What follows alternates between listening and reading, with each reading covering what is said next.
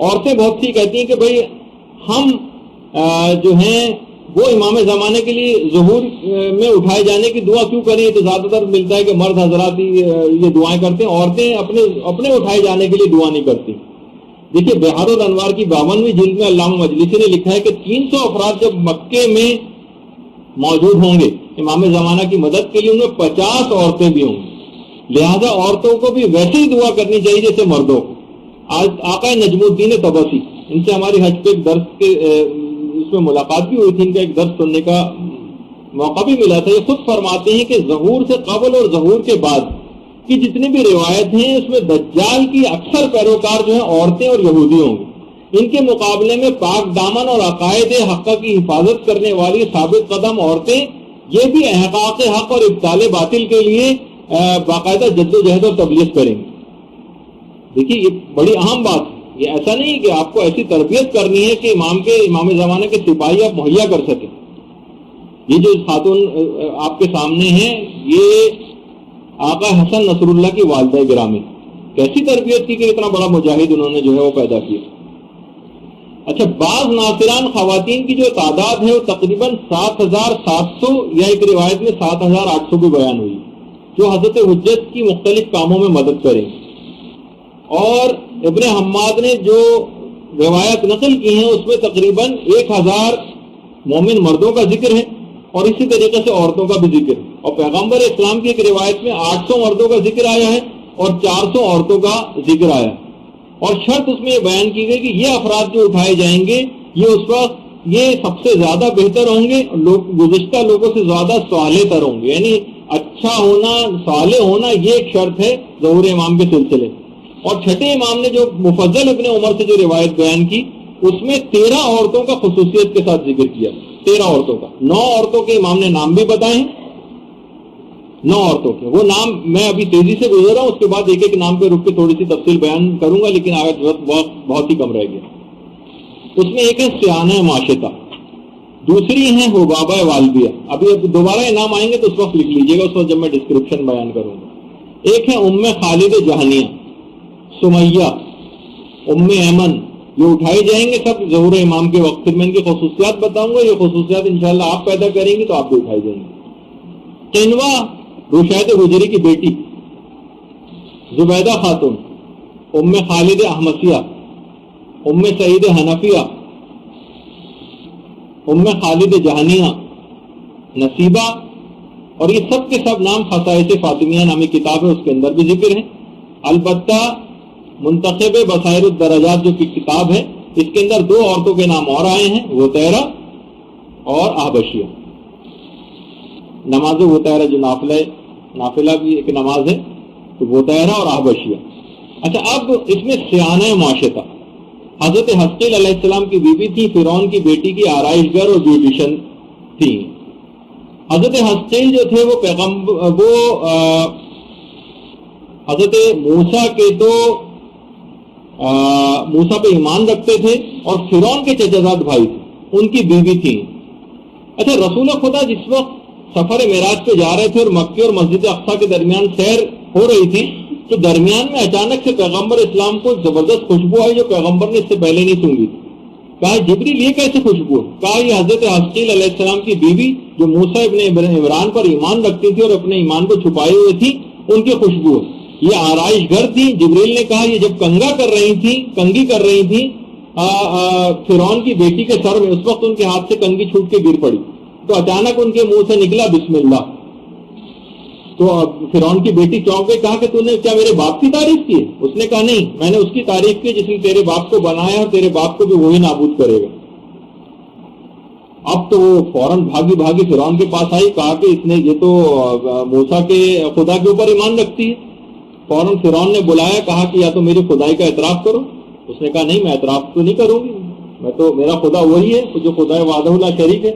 کہا کہ تندور روشن کیا جائے، تندور کی آگ کو روشن کیا گیا اور اس کے ایک ایک بیٹے کو پکڑ کر آگ کے اندر ڈالا گیا۔ سیانہ معاشطہ کہتے ہیں بیوٹیشن کو، نام سیانہ تھا اس کا۔ بچے جب آگ میں جاتے رہے، یہاں تک کہ جو سب سے چھوٹا اور شیرخوار بچہ تھا وہاں سے کتنا اٹیچ ہوتا، اس کو جب چھین کر پھینکنے لگے تو اس وقت سیانہ معاشطہ ذرا کمزور پڑ گئی، ہلکی پھلکی سی کمزوری اس میں آئی، اور وہ اس کے منہ سے نکلنے والا تھا کہ وہ مجبور ہو کر فرعون کی خدائی کا زبانی اظہار کرے، لیکن اذن خدا سے بچہ بول پڑا کہ اے مادر گرامی آپ کریں، یقیناً آپ حق پر ہیں، یعنی کمزور پڑتا دیکھ کر فوراً کمک کرنا۔ بہرحال وہ بچہ بول پڑا، لیکن اس کے بعد فرعون نے دونوں کو پکڑ کر، سیانہ ماشطہ کو اور ان کے بچے کو، دونوں کو آگ میں ڈال دیا اور ان کا جسم جل کر خاکستر ہو گیا۔ اس کے بعد ان کے خاک کو زمین میں دفن کیا گیا۔ تو بہرحال قیامت تک زمین سے وہ خوشبو اٹھتی رہے گی جو سیانہ ماشطہ کی۔ یہ سیانہ ماشطہ زندہ جاوید ہو کر دنیا میں واپس آئیں گی۔ آپ نے دیکھا کہ ان کی خصوصیت کیا ہے؟ اصول دین، اصول دین کی آبیاری کے لیے، اس کے لیے سیانہ ماشطہ کی خدمات ہیں، یعنی عقائد کے لیے استقامت، یہ ان کا پیغام۔ اسی طریقے سے حبابہ والبیہ، شیخ طوسی نے ان کو امام حسن کے اصحاب میں شمار کیا، اور 8 ائمہ کی صحابیہ گزری، اور 8ویں امام نے ان کے انتقال کے بعد اپنے ذاتی لباس میں ان کو دفن کیا۔ انتقال کے وقت حبابہ والبیہ کی عمر 240 سال تھی، اور ان کو معجزے سے 2 دفعہ جوانی عطا ہوئی ہے۔ ایک دفعہ چوتھے امام نے جوانی عطا کی، اس کے بعد 8ویں امام نے کی۔ یہ پتھر ایک لے کر گئی تھی امیر المومنین کے پاس، کہا کہ اس کا میں چاہتی ہوں کہ آپ سے آپ کی امامت کی کوئی دلیل طلب کروں۔ اس وقت کوفے کے باہر جو بازار ہے، امام وہاں پر بیٹھے ہوئے تھے۔ امام نے ایک پتھر کو اٹھایا اور اس کے اوپر اپنے ہاتھ سے مہر اس کے اوپر لگائی، پتھر کے اوپر ایک نقشہ ابھرایا۔ اس کے بعد امام نے کہا میرے آنے کے بعد کوئی اور جو بھی امام برحق ہوگا وہ اسی طرح سے اس پتھر کے اوپر مہر لگائے گا۔ اس کے بعد امام حسین کے پاس آئیں، اس کے بعد امام حسن کے پاس آئیں، پھر امام حسین کے پاس آئیں، پھر امام زین العابدین کے پاس آئیں۔ امام زین العابدین کی خدمت میں جب آئیں تو اس وقت حبابہ والبیہ کی عمر 113 سال کی ہو چکی تھی، ہاتھوں میں راشا تھا۔ مولا نے دعا کی چوتھے امام نے، اور ان کی جوانی واپس آئی۔ وقت جو ہے گزرتا گیا، یہاں تک کہ 8ویں امام کا دور آ گیا۔ 8ویں امام نے بھی دعا کی، ان کی جوانی دوبارہ واپس آئی۔ 8ویں امام کے دعا کرنے کے 9 ماہ کے بعد حبابہ والبیہ کا انتقال ہو گیا۔ تو بہرحال آپ نے یہ دیکھا کہ علم کا شوق، احادیث کا بیان، باقاعدہ داڑھی کے سلسلے میں جو ایک روایت ہے وہ بھی حبابہ والبیہ سے، جس کا بھی موقع نہیں ہے کہ میں اس کو بیان کروں۔ حق کی تلاش اور حق کی جستجو، یہ جو ہے یہ خصوصیات تھیں جو کہ ہم بھی اگر پیدا کر لیں کہ حق بات کو حاصل کریں، حق بات کے علم حاصل کریں، کہاں سے ہم کو احکامات الہی صحیح طور پر مل سکتے ہیں، کہاں سے صحیح عقائد حقہ مل سکتے ہیں۔ جستجو کیجئے، پوچھئے، علماء کے پاس جائیے، زانو تلمس جو ہے ان کے سامنے طے کریں اور اس طرح سے حاصل کریں۔ حبابہ والبیہ کی خصوصیت تھی جس کی بنا پر حبابہ والبیہ کو امام زمانہ کی نصرت کے لیے دوبارہ اٹھایا جائے گا۔ اس کے بعد خالد جہانیہ، جب عراق کا حاکم یوسف ابن عمر آیا تھا تو اس نے حضرت زید ابن علی کو کوفے سے بلا کر، آپ کو پتہ ہے کہ شہید کیا تھا، تو خالد کے ہاتھوں کو شیعہ ہونے اور حضرت زید کے قیام کی طرف مائل ہونے کے جرم میں خالد جہانیہ کے ہاتھ کاٹ دیے گئے تھے۔ ابو بصیر کہتے ہیں میں چھٹے امام کی خدمت میں حاضر تھا کہ خالد اپنے کٹے ہوئے ہاتھوں کو لے کر وہاں پر آ گئی۔ معمولی بات، اتنی فصیح و بلیغ اور عالمہ خاتون تھی، اور جو ان کے مناظر و اثبات امامت کے ایسے دلائل رکھتی تھی کہ امام صادق نے ابو بصیر سے کہا کہ اے ابو بصیر، خالد کی باتیں سننے کے تم خواہش مند ہو؟ انہوں نے کہا جی ہاں مولا، میں بہت خوش ہوں گا۔ خالد امام کے قریب گئی، امام کے پاس آ کر باتیں کی۔ ابو بصیر کہتے ہیں میں ان کی فصاحت و بلاغت اور علم کو دیکھ کر حیران رہ گیا۔ یعنی خالد جہانیہ علم کے حوالے سے، یعنی خواتین کو بھی پیغام ہے کہ امام زمانے کی نصرت کرنے والی خواتین جو اٹھائی جائیں گی، اس میں تیسری خصوصیت جن خاتون کی ہے خالد کی، علم حاصل کر کے، ایسے میں ان کے علم کو دیکھ کر حیران رہ گیا۔ اس کے بعد خالد نے نہایت فصاحت و بلاغت کے ساتھ امام سے ولایت کے مسئلے پہ بات کی، دشمنوں سے برات کے موضوع پر بات کی، نہایت فصیح و بلیغ گفتگو فرمائی۔ معجم الرجال الحدیث میں آیت اللہ خوئی نے خالد جہانیہ کا واقعہ بھی نقل کیا 14ویں جلد میں۔ تو یہاں علم کو حاصل کر رہا، جرات مندی اور ثابت قدمی اور علم خاص طور پر، یہ خصوصیات شمار ہوں۔ اسی طریقے سے سمیہ جو عمار یاسر کی والدہ تھی، یاسر جو رسول کے صحابی تھے ان کی بیوی تھی، اعلان بعثت کے بعد 7ویں وہ خاتون ہے کہ جنہوں نے اسلام جو ہے قبول کیا، اور بدترین شکنجے کے اندر سمیہ کو جو ہے رکھا جاتا تھا۔ اور مقبرۃ الشبیکہ جو بالکل یہاں پر خانہ کعبہ ہے اور اس کے سامنے جو قبرستان ہے، اس میں ہمارے یاسر کی جو والدہ حضرت سمیہ کی قبر ہے یہاں پر۔ تو پورے خاندان کو شکنجے میں کسا جاتا تھا۔ پیغمبر جب یہاں سے گزرتے تو فرماتے تھے اے خاندان یاسر صبر کر لو، جان لو کہ جنت جو ہے وہ تمہاری منزل۔ یہاں ان افراد کے لیے بھی ایک جملہ کہا جائے کہ جو کہتے ہیں کہ یہ کیسے ممکن ہے کہ امیر المومنین کے سامنے حضرت زہرا پر ظلم ہوتا رہے اور وہ خاموش نہیں، ہو ہی نہیں سکتا کہ ایسا واقعہ کوئی ہوا نہیں. تو یہ بات اس سے یاد رکھ لیجیے کہ پیغمبر اسلام کے سامنے پورے خاندان کو شکنجا دیا جاتا تھا. پیغمبر سامنے سے گزر جاتے تھے یہ جملہ کہہ کر، خاندان آخر صبر کرو کہ جو جنت جو ہے وہ تمہاری. تو اس کے بعد ابو جہل نے خونی نیزے کے ذریعے جسم کے نچلے حصے پر پوری قوت کے ساتھ مارا تھا، اور اس کے بعد پھر سمیہ جو ہے وہ شہید ہو گئی. تو آپ نے دیکھا کہ یہ پہلی شہیدہ خاتون ہے اسلام کی جو اصول دین اور اپنے عقائد کی آبیاری کے سلسلے میں جنہوں نے جان دی. اسی طریقے سے اس کے بعد ام ایمن ہے جن کا نام برکہ تھا. یہ بھی امام زمانہ کے ظہور کے بعد ان کی مدد کے لیے اٹھائی جائیں گی. پیغمبر اسلام کی کنیز جو اپنے والد سے میراث میں رسول خدا کو ملی تھی. رسول خدا اور پورے خاندان اہل بیت کی نہایت خدمت گزار اور ان کا ایسا کہنا ماننے والی کہ پیغمبر اسلام ام ایمن کو ماں کہہ کر پکارتے تھے اور کہتے تھے یہ میرے باقی اہل بیت میں سے. اور انہوں نے ایسی تربیت اپنے بیٹے کی تھی جو ان کے بیٹے کا نام ایمن تھا کہ جو کہ مجاہد بھی تھا اور جنگ حنین میں شہید ہوا. تو ایک پیغام یہ بھی بنا کہ بہترین تربیت کر کے ایسے افراد کو مہیا کرنا یہ ام ایمن کی شخصیت کے خاص پہلو کہ اپنی اطاعت سے آپ نے پورے خاندان اہل بیت کو خوش کیا. اس کے بعد اپنے بیٹے ایمن کی ایسی تربیت کی کہ جس نے اسلام کے لیے اپنی جان دی. تو ایسی تربیت آپ بھی اپنی اولادوں کی، گھر والوں کی، خاندان والوں کی کر کے آپ بھی اس مقام کو حاصل کر سکتی ہیں. جی اچھا، اسی طریقے سے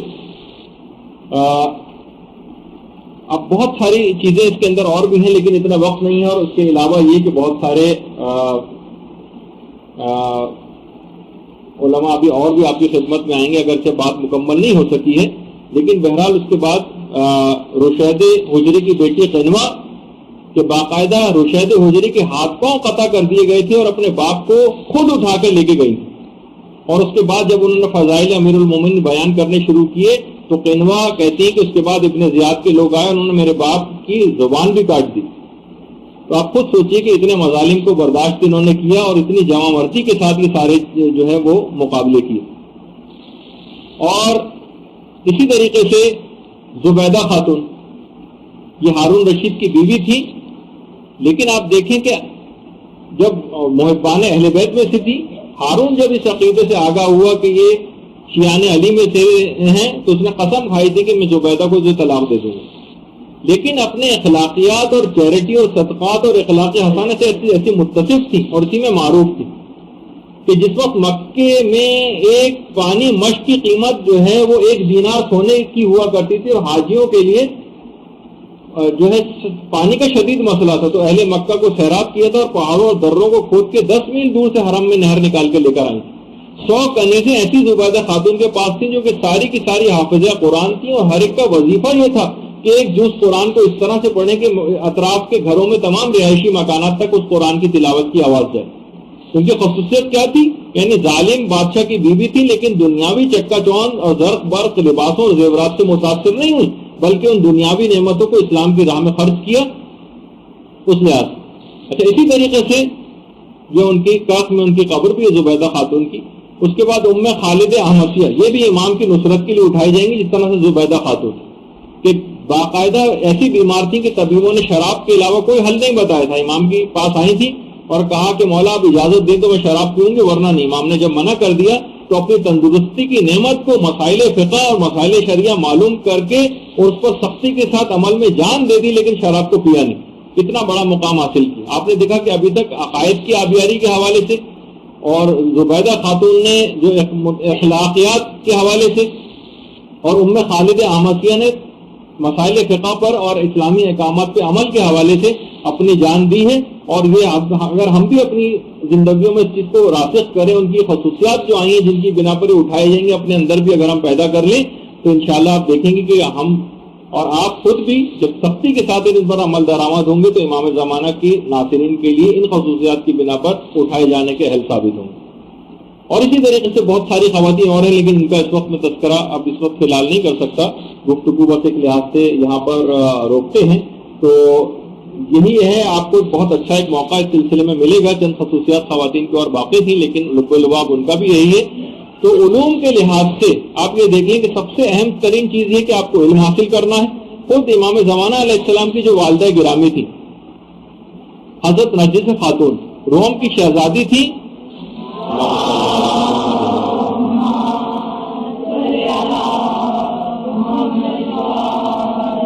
اور خواب میں حضرت مریم اور حضرت زہرا کے ہاتھوں اسلام قبول کیا تھا، سارے عالم کی ملکہ بن گئی تھی، لیکن جب سامرہ پہنچی تو امام حسن عسکری علیہ السلام کی پھوپھی حکیمہ خاتون نے ان کی تعلیم و تربیت کی. یعنی یہ کیسے ممکن ہے کہ امام زمانہ کی والدہ گرامی کو تو تعلیم و تربیت کی ضرورت ہو اور امام کی کنیزوں کو بغیر علم و عمل ہی کے بڑا مقام دے دیا جائے؟ یعنی یہ کیسے ممکن ہے کہ امتحان دیے بغیر فرسٹ آنے کی تمنا کی جائے؟ یعنی کچھ خدمت کیے بغیر ہی لشکر امام زمانہ میں حاضر ہونے کی تمنا کی جائے؟ علامہ ذیشان ندر جوادی بڑا اچھا جملہ کہتے تھے نا کہ لوگوں کی بڑی مغرب و ممالک کے لوگوں کے حوالے سے کہتے تھے جب ان کے پاس جاتے ہیں تو کہتے ہیں کہ ہائے، اور پھر جب ان کو احکامات ہم بیان کرتے ہیں تو وہ کہتے ہیں وائے، ہر چیز میں شراب حرام ہے وائے، نماز پڑھنی ہے وائے، ہر چیز میں وائے. اور اس کے بعد جب سب چیز ختم ہو جاتی ہے آخر میں کہتے ہیں بائے. یعنی ہائے وائے اور بائے. تو بس یہی ہے کہ یہاں پر آئے، کانوں میں کچھ بات پڑی، اٹھ کر چلے گئے، گھر ویسے چلے گئے، نہ عمل کرنا ہے، نہ باتوں کو آگے پھیلانا ہے، نہ معاشرے کے اندر کام کرنا ہے. یہی تقریباً چیز ہماری بھی بن کے رہ گئی.